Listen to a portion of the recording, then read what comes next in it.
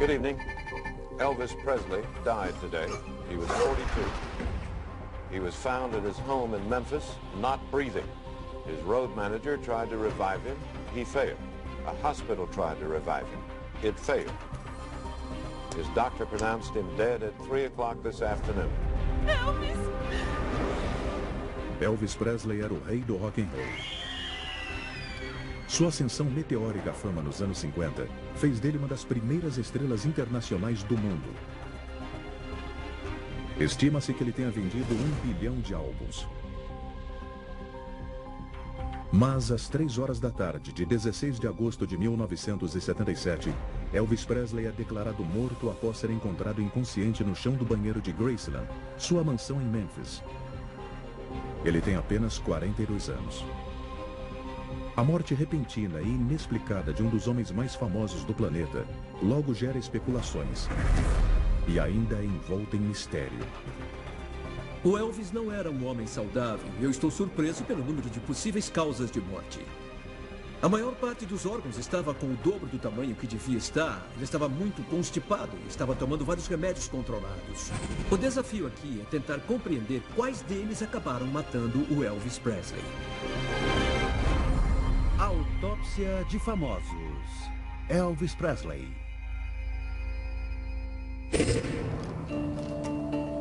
O renomado patologista forense Richard Shepard realiza autópsias de grande repercussão há mais de 25 anos. Ele foi o especialista que trabalhou nas mortes da princesa Diana, das vítimas dos ataques de 11 de setembro e na investigação do Domingo Sangrento. Esses são os documentos médicos que relatam a autópsia do Elvis e que, junto com outras informações que eu consegui, fornecem várias pistas de como Elvis levava a sua vida. E também revelam o motivo de sua morte precoce. Poucas horas depois de Elvis ter sido declarado morto, uma necropsia foi realizada em seu corpo. Mas, como a mídia de todo o mundo aguardava uma resposta, o resultado foi anunciado antes que o exame fosse concluído. Basically, it is a natural death and due to the cardiac arrhythmia, which is an irregular beating of the heart. Quase todo mundo morre como resultado de uma arritmia cardíaca que precede a parada final do coração. A questão é, o que causa essa arritmia? Quase 40 anos depois, mitos e lendas ainda cercam a morte de Elvis Presley. Mas o que realmente aconteceu durante as horas finais de sua vida? 4 da tarde, 15 de agosto de 1977, Graceland, na cidade de Memphis. Elvis acorda ao lado de sua noiva, Ginger Alden, de 21 anos e vencedora de concursos de beleza em Memphis. Ele agora entra nas últimas 24 horas de sua vida. Começar o dia no meio da tarde é típico do estilo desordenado de Elvis. No dia seguinte, ele começará uma turnê cansativa de 12 dias. As vendas de seus álbuns estão diminuindo e, apesar de ganhar milhões, Elvis enfrenta problemas financeiros. 50% de seus ganhos ficam com seu empresário, o coronel Tom Parker. As turnês são a única maneira de Elvis pagar suas dívidas.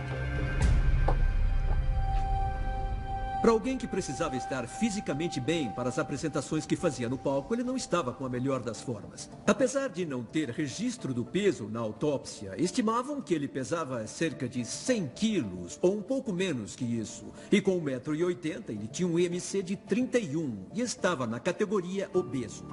Outro detalhe mostrado na autópsia é que ele tinha o colesterol alto, o que é associado à obesidade.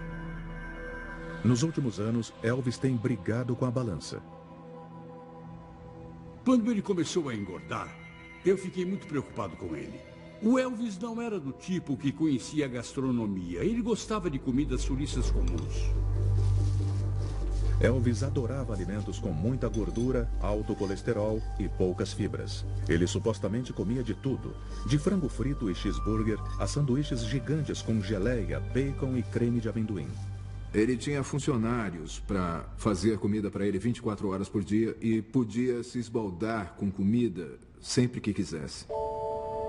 Elvis Aaron Presley nasceu no sul dos Estados Unidos em 1935. Seus pais o criaram com comida sulista caseira e com a música gospel tradicional que ele cresceu amando. Quando eu conheci ele, a gente tinha 12 anos e foi na aula de música do 2º grau. Eu não sabia o que era, mas eu pensava, esse cara é meio diferente. Em 1954, o rock and roll nasceu quando Elvis Presley, com 19 anos, surpreendeu o mundo com seu primeiro sucesso, That's Alright Mama. A música nunca mais seria a mesma. A personalidade do Elvis mudou quando ele pisou naquele palco. Ele virou um cara diferente e ele me chocou um pouco, porque eu não sabia que ele tinha tanto ritmo.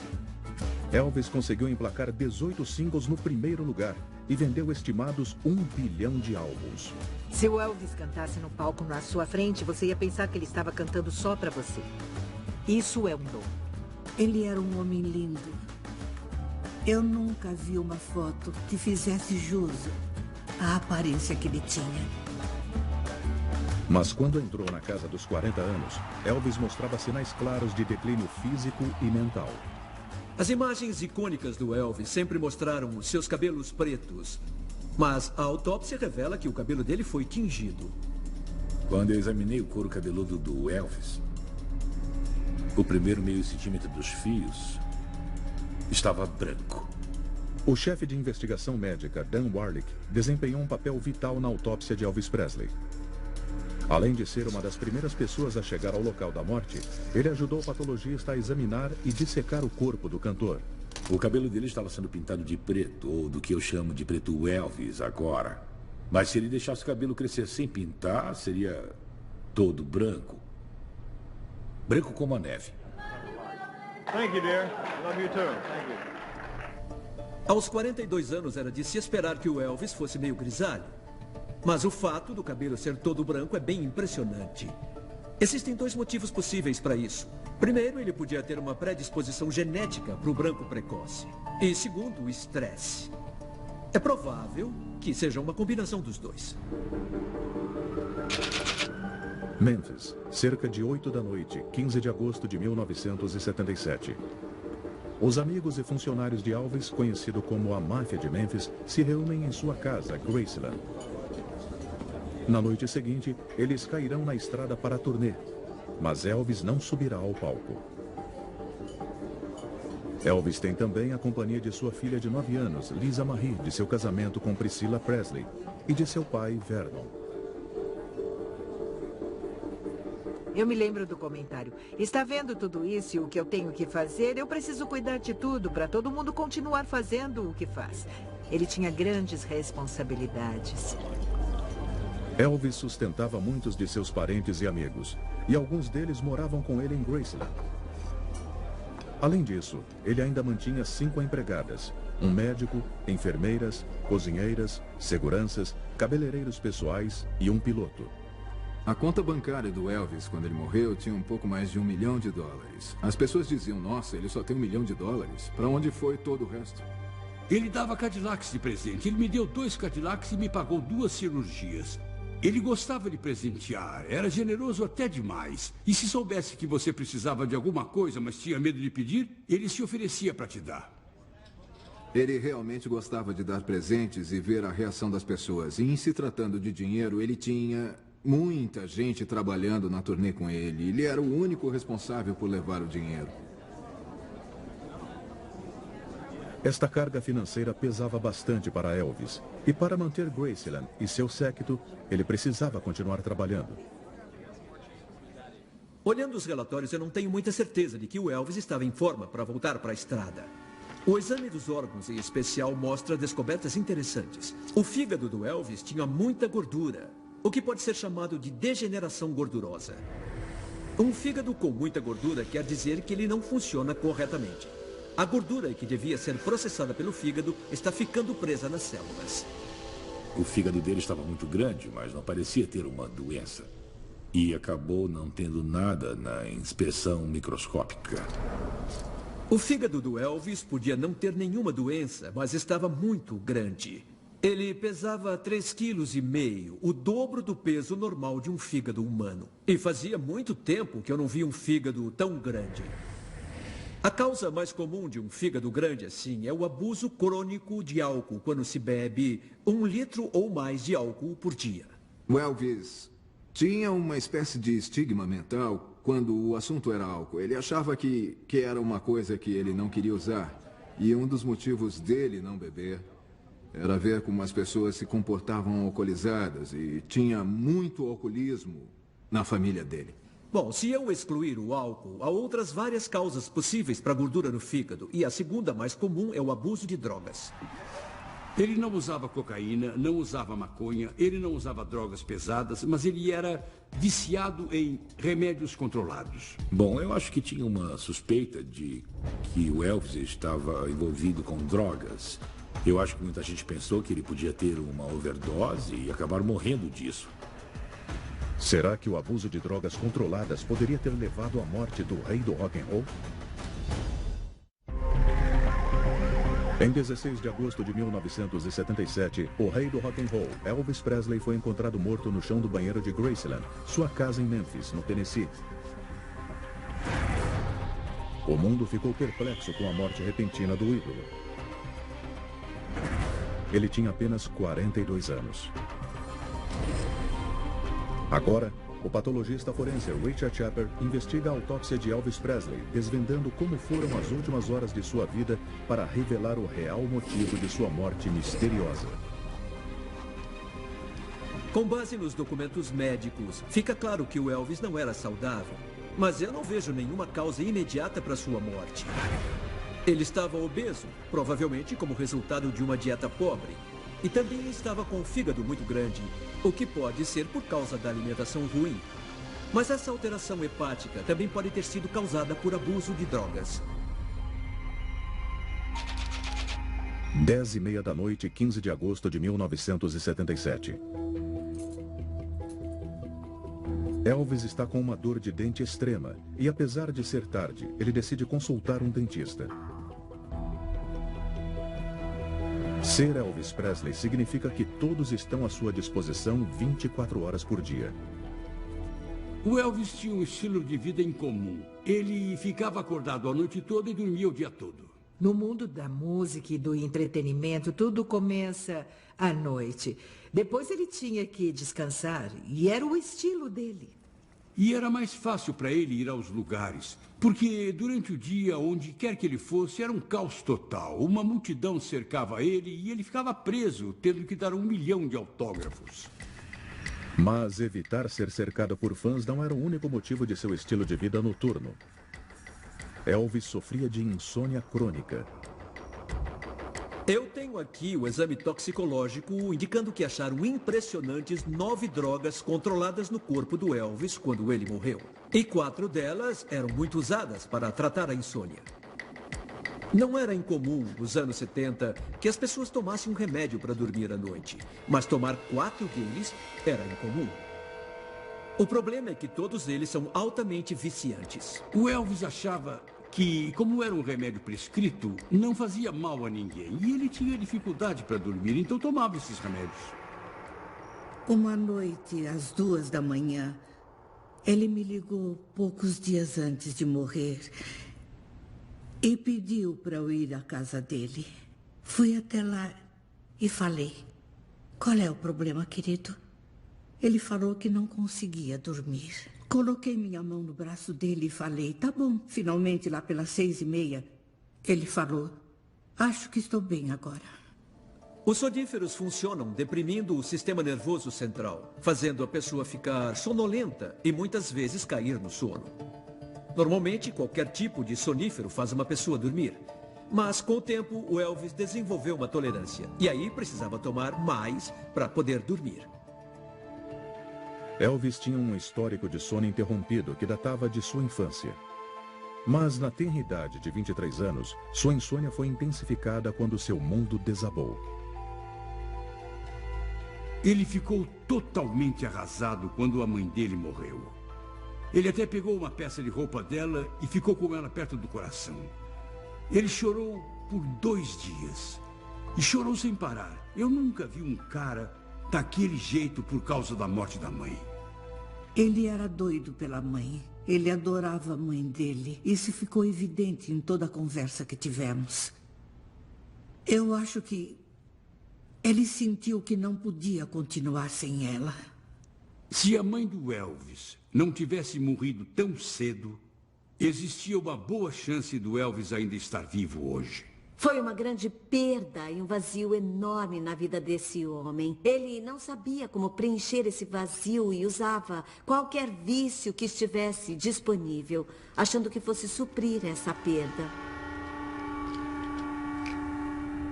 Mas as drogas para dormir não eram os únicos remédios que Elvis estava tomando.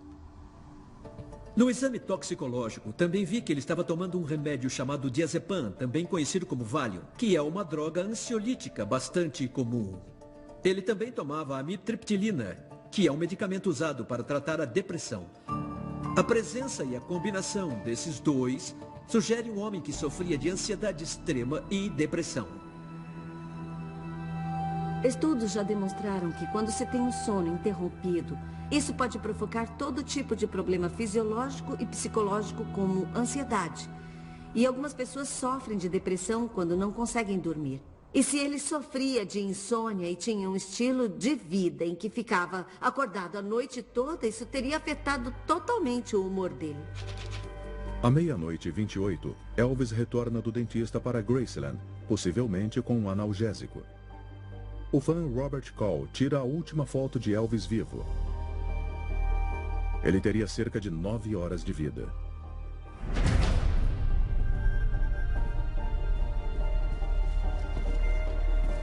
Quando eu vi o exame toxicológico, percebi que o Elvis tinha o analgésico codeína na corrente sanguínea. Normalmente eu não ficaria preocupado, mas ela estava presente em níveis perigosamente altos. E a presença dessa droga numa quantidade tão alta indica que ele devia estar sentindo uma dor considerável.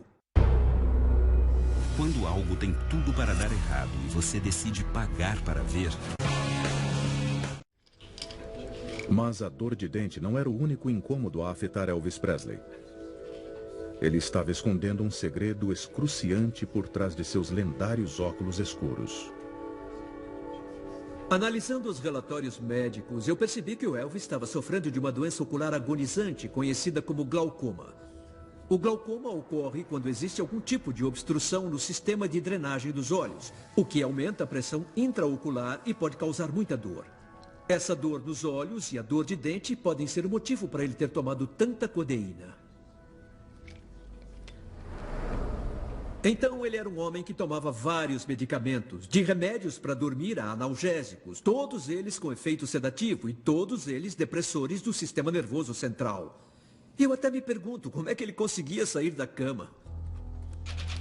2:15 da manhã. Elvis liga para seu médico pessoal, George Nikolopoulos, conhecido como Dr. Nick. Sabe que eu tô com muita dor de dente. Murmurando e um tanto confuso, ele consegue pedir mais remédios ao Dr. Nick, incluindo analgésicos. O médico, leal, prontamente arranja uma prescrição. Eu tenho uma cópia da prescrição que foi feita pelo Dr. Nick para o Elvis na noite anterior à morte. É uma mistura estranha de medicamentos, mas o mais interessante é que 2 deles são anfetaminas. Dextroanfetamina e bifetamina. Basicamente são estimulantes legalizados. Nenhuma dessas drogas estava presente no corpo do Elvis quando ele morreu. Mas a prescrição dessas drogas me leva a acreditar que o Elvis precisava de estimulantes para neutralizar o efeito de todos os remédios sedativos que ele tomava. Ele tomava remédio para dormir e aí começou a tomar vários deles. Então, quando ele acordava no dia seguinte, precisava tomar remédio para ficar acordado. Isso cobrou um preço dele. Analisando a evidência médica, fica claro que o Elvis usava essas drogas para poder funcionar. Calmantes para dormir e estimulante para ficar acordado. Nós agora sabemos que é muito perigoso usar drogas dessa maneira e que isso causa danos físicos e psicológicos a longo prazo. Eu acho que foi de preciso disso para controlar minha vida, para isso estar me controlando. Mas ele pode não ter reconhecido quando isso aconteceu com ele. Elvis podia estar usando vários medicamentos controlados para regular seu estilo de vida, mas, com exceção da codeína, eles estavam presentes em baixas quantidades. Nenhum deles, isoladamente, põe a vida em risco. No entanto, havia uma droga potencialmente letal no organismo de Elvis. O exame mostra que o medicamento mais forte e mais perigoso que o Elvis estava tomando era o Demerol, que tem como ativo a meperidina ou a petidina. Ele é um opiáceo similar à heroína. É uma droga que age diretamente no cérebro para controlar a dor. O Demerol é extremamente potente e só costuma ser prescrito em hospitais para pacientes que sofrem lesões graves.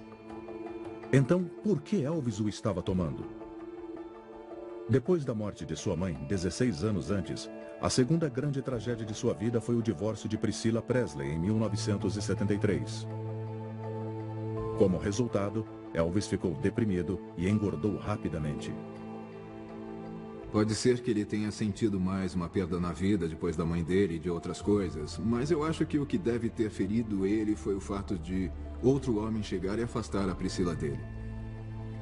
Foi uma coisa de orgulho masculino, de ego ferido, e as pessoas olhavam e falavam, nossa, o Elvis perdeu a esposa. Mas acredita-se que o divórcio tenha ligação com o vício de Elvis no potente sedativo Demerol.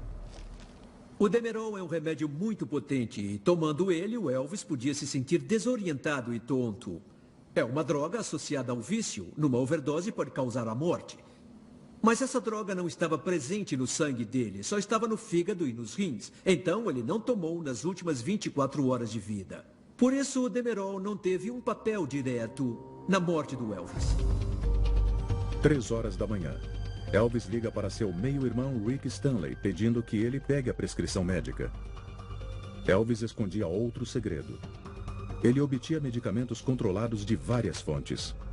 O Dr. Nick era um bom médico, mas tinha 2 médicos ruins que mandavam remédios para Graceland e os funcionários de lá davam para o Elvis. O Dr. Nick descobriu isso, então ele ligava para a gente e a gente ia lá à tarde da noite, tirava o medicamento das cápsulas e colocava açúcar no lugar. Mas o Elvis percebeu, porque o remédio não estava fazendo efeito. Se o Elvis não conseguia o que queria com o Dr. Nick, ele pedia para outro médico. Então o Dr. Nick falou, eu vou ficar por perto e tentar controlar isso. As pessoas achavam muito difícil falar não para o Elvis Presley.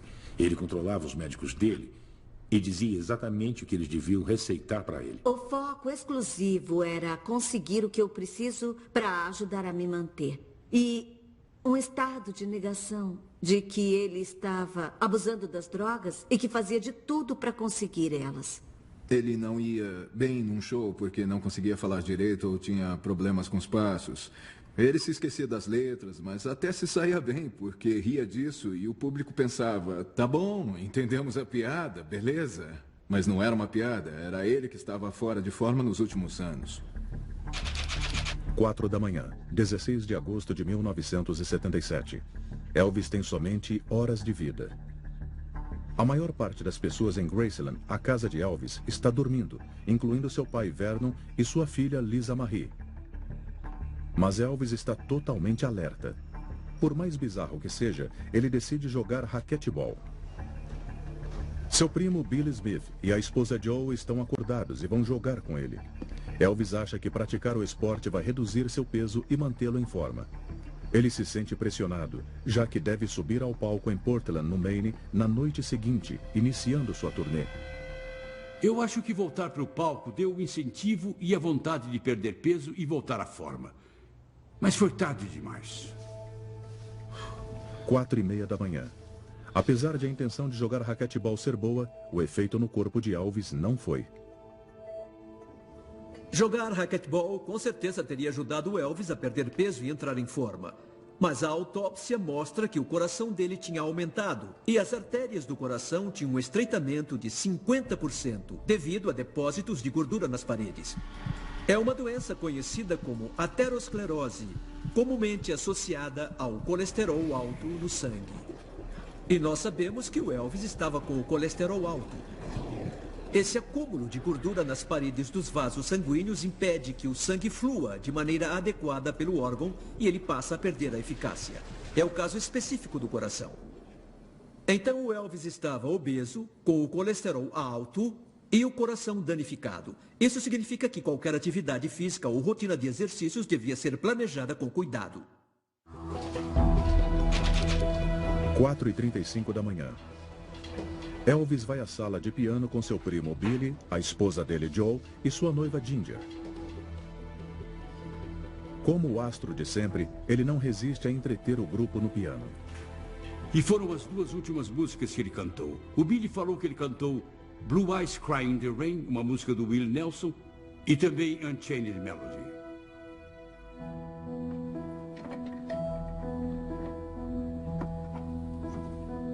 Por volta de 5 da manhã, Elvis vai para a cama. No caminho, ele encontra sua filha Lisa Marie, ainda acordada. Ele a coloca na cama, dando um beijo de boa noite.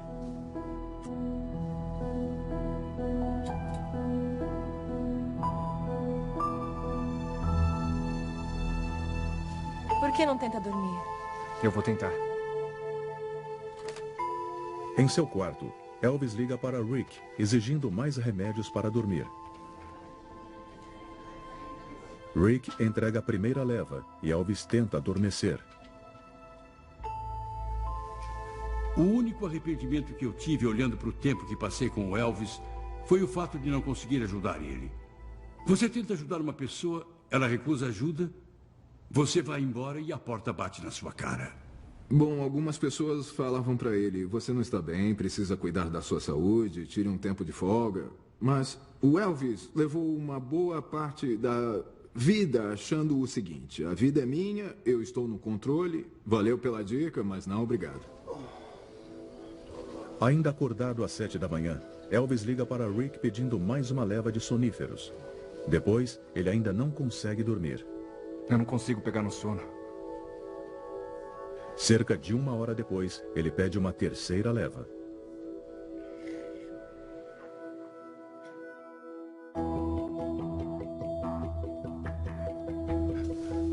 Apesar do grande número de pílulas que Elvis tomou, ele ainda não consegue dormir. E não é somente a insônia que o mantém acordado. A autópsia sugere que ele estava sofrendo de dor abdominal intensa. Às 9 da manhã, ele vai ao banheiro.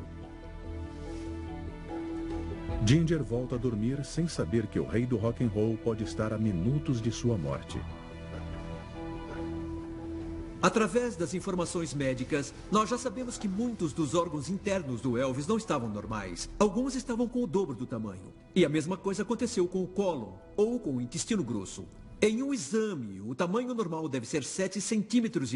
O do Elvis estava distendido com quase 13 centímetros e estava cheio de um material cinzento parecido com giz. Ele provavelmente não defecava fazia vários dias. Isso pode ser muito desconfortável e até muito doloroso. E este problema potencialmente perigoso era conhecido. Parecia argila no intestino dele. Eu acho que ele não ia conseguir. Eu acho que seria necessária uma intervenção médica muito séria para limpar o órgão. O Dr. Nick tentou levar alguns médicos para Memphis para operar o Elvis e reduzir o cólon dele. E eles falaram, temos medo de operar o Elvis. O homem é um aço. Se acontecer alguma coisa, vamos ter problemas. Então, não operaram. Ele tentou resolver com remédios, mas não adiantava e foi ficando pior.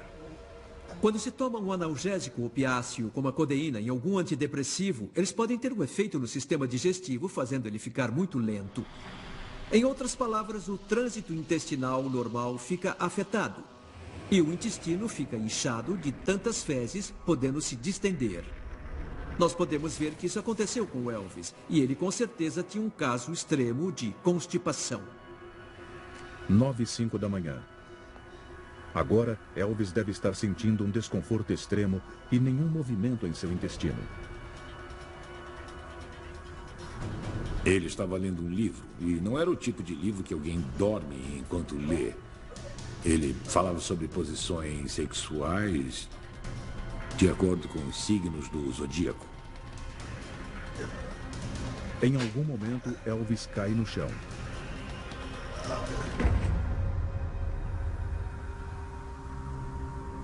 Ele estava deitado do lado esquerdo, com os joelhos dobrados, não na posição fetal, mas com o joelho direito em cima do esquerdo, no chão, com o rosto contra o chão.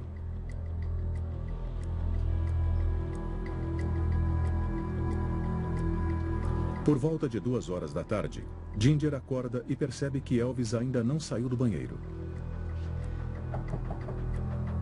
Elvis? Elvis?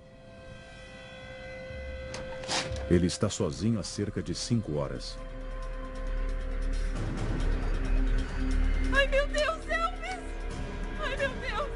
Ginger o encontra inconsciente. Ele não está respirando. Nancy, vem me ajudar, ele está caído no chão. Ela aciona o alarme e pede ajuda no andar de baixo. Socorro! Socorro! O Sr. Elvis está precisando de ajuda! A empregada em serviço chama Al Estrada, um dos seguranças de Elvis, e Joe Esposito, seu produtor de shows. Eles viram Elvis, mas seu corpo está rígido e frio. Seu rosto e pescoço estão azuis. Eles tentam realizar a reanimação cardiopulmonar, mas sua mandíbula está muito dura e não abre. Eu acho que o Joe e o Al estavam vendo os primeiros sinais do rigor mortis, que é o endurecimento dos músculos que acontece por causa de uma alteração química em seu interior. E começa 3 ou 4 horas depois da morte. Analisando, eu acho que fica claro que o Elvis estava morto quando eles entraram no banheiro. Mas eles agiram bem em tentar a reanimação porque não tinham certeza. O pai de Elvis, Vernon, ouve a comoção e corre até o banheiro. Ai, meu Deus, Elvis!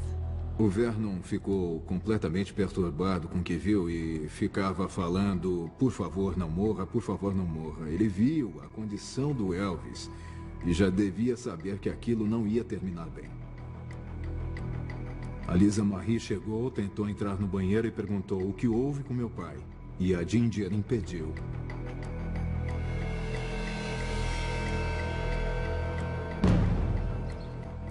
Às 2h33 da tarde, paramédicos chegam em Graceland. Ele não está respirando. Apesar de Elvis não ter pulso nem pressão sanguínea, os paramédicos tentam a reanimação cardiopulmonar. Ao não conseguirem, o levam às pressas para o Hospital Batista Memorial, em Memphis, onde continuam tentando reanimá-lo. Eu entrei no setor de emergência. Era tão evidente para mim que ele tinha morrido há muito tempo, mas estavam tentando reanimar. Eu falei, por favor, parem, não façam isso com ele. Como não perceberam que ele estava morto só olhando para ele? Por volta das 3 da tarde do dia 16 de agosto de 1977, Elvis Presley é declarado morto. O mundo lamenta a morte chocante do rei do rock and roll. Elvis Presley died today. He was 42. He was found at his home in Memphis, not breathing. Naquela hora eu senti como se alguém tivesse cravado uma faca no meu coração. Eu nunca senti nada igual na vida. Eu comecei a tremer e todo mundo começou a chorar. O Vernon Presley me deu um abraço e falou: George, nós o perdemos. Eu perdi meu filho e você, seu melhor amigo. Foi a coisa mais triste que eu já vi em toda a minha vida. Eu fiquei pasma. Fiquei totalmente pasma. Por que nós não vimos isso? Que ele estava tão doente. Quando você vê alguém com frequência, você não percebe. Ele era uma influência muito forte na minha vida. E eu sempre pensei nele como um ser supremo que sempre estaria com a gente. Foi um dia muito triste. A autópsia de Elvis Presley foi realizada no dia 16 de agosto de 1977, às 7 da noite. Mas antes de ser concluída, com a mídia do mundo todo aguardando notícias, uma declaração extraordinária foi divulgada. Tinha umas 1000 pessoas do lado de fora do hospital. Todos os meios de comunicação queriam saber o que tinha acontecido. Anunciaram que uma autópsia tinha sido feita, mas nós ainda estávamos nela. O Dr. Francisco apareceu e anunciou: determinamos que o Elvis Presley morreu devido a uma arritmia cardíaca repentina. Basically, it is a natural death and due to the cardiac arrhythmia, which is an irregular beating of the heart. Eu sei que isso surpreendeu os patologistas do Hospital Batista e que eles ficaram muito chateados com isso. É bem possível que o Elvis tenha sofrido uma arritmia cardíaca antes de morrer. Mas uma arritmia cardíaca não pode sozinha ser a causa de uma morte. E é impossível diagnosticar uma arritmia depois que alguém morreu e o coração parou de bater.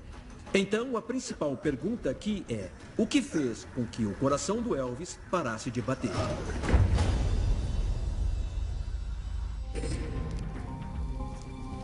O Dr. Richard Shepard vem investigando a fundo os registros médicos de evidências-chave da autópsia de Elvis Presley. Até agora, eu estabeleci que o Elvis estava abusando de vários medicamentos controlados, incluindo antidepressivos, analgésicos fortes e sedativos. Ele sofria de insônia. Estava com o fígado inchado e tinha aterosclerose. Ele tinha dor de dentes e nos olhos e tinha uma prisão de ventre extrema. Mas eu ainda não consegui identificar exatamente o que causou a sua morte. Em casos de morte repentina que ocorrem no banheiro, uma das primeiras coisas que os patologistas investigam é a embolia pulmonar. A embolia pulmonar é causada por um coágulo de sangue que viaja das veias da perna e se aloja nas artérias de um pulmão, causando morte repentina. Nós sabemos que existe uma associação entre embolia pulmonar e a vítima ter vontade de ir ao banheiro. E o fato de o Elvis ter desmaiado depois de claramente ter ficado no vaso fez os patologistas sugerirem isso. Mas procuraram e não encontraram evidência de embolia pulmonar.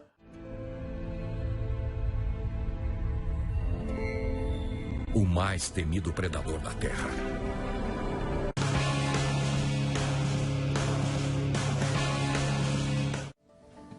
As evidências médicas e do local da morte podem se combinar para lançar luz sobre o que aconteceu nos últimos minutos e horas fatais quando Elvis estava sozinho no banheiro?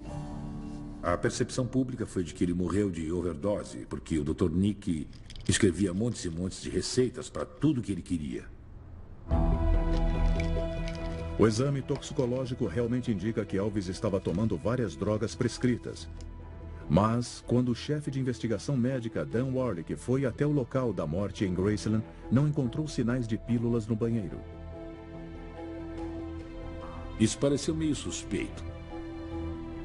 Eu acho que alguém imaginava que ele podia ter uma overdose em algum momento. Então, existia um plano de contingência para lidar com aquilo se ele tivesse uma overdose e morresse. Dan Warlick não conseguiu descobrir nenhum sinal de abuso de drogas controladas. Mas foi capaz de fazer observações chocantes no local da morte, que ajudam a revelar por que e como Elvis morreu. Onde ele foi achado, eu consegui me deitar na mesma posição em que o corpo estava, com base na umidade do chão, onde a boca dele ficou e vazou alguns fluidos no piso. Meus pés ficaram a 1 metro de distância da privada onde ele estava antes de morrer. E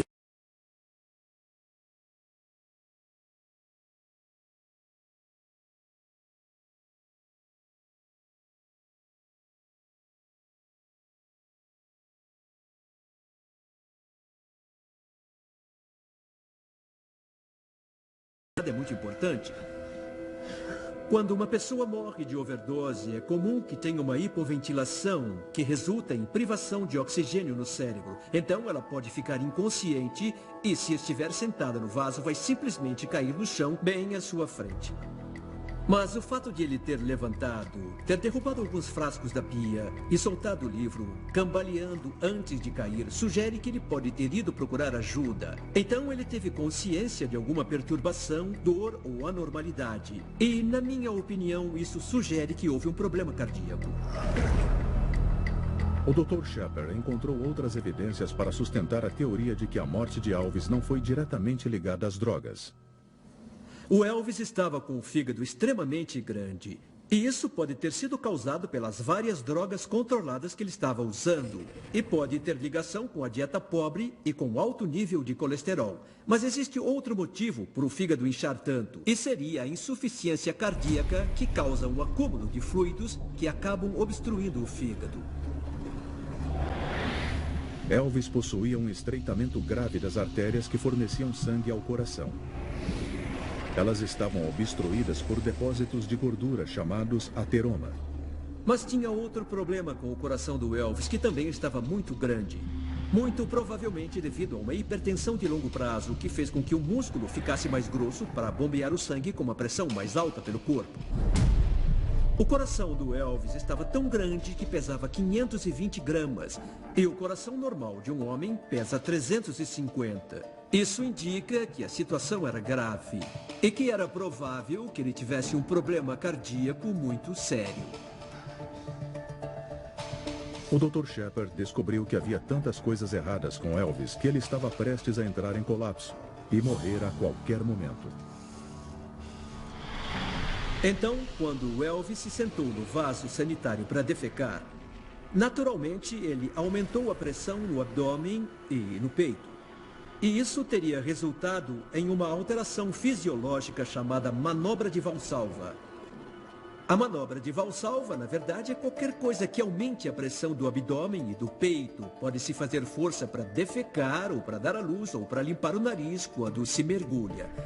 A questão é que a pressão aumenta e reduz o retorno de sangue para o coração através da veia cava, a principal artéria da parte inferior do corpo. E a chance de um problema cardíaco nessa hora cresce bastante. Fazer força para ir ao banheiro quando estava constipado causou uma mudança no fluxo do sangue e fez o coração falhar naquele momento. Então ele desmaiou e morreu.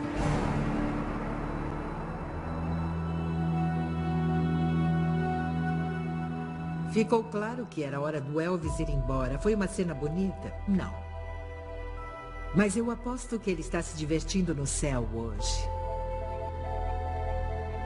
O Elvis Presley sempre vai ser lembrado como o maior artista que já viveu. Ele vendeu 1 bilhão de álbuns. Ninguém na história da indústria da música vendeu 1 bilhão de álbuns. Ele me perguntou uma noite, você acha que as pessoas vão se lembrar de mim? É claro, querido, vão se lembrar de você. E eu acho que ele sempre vai ser lembrado com amor e entrega, porque ele se entregou até não conseguir mais. Versão brasileira, Vox Mundi.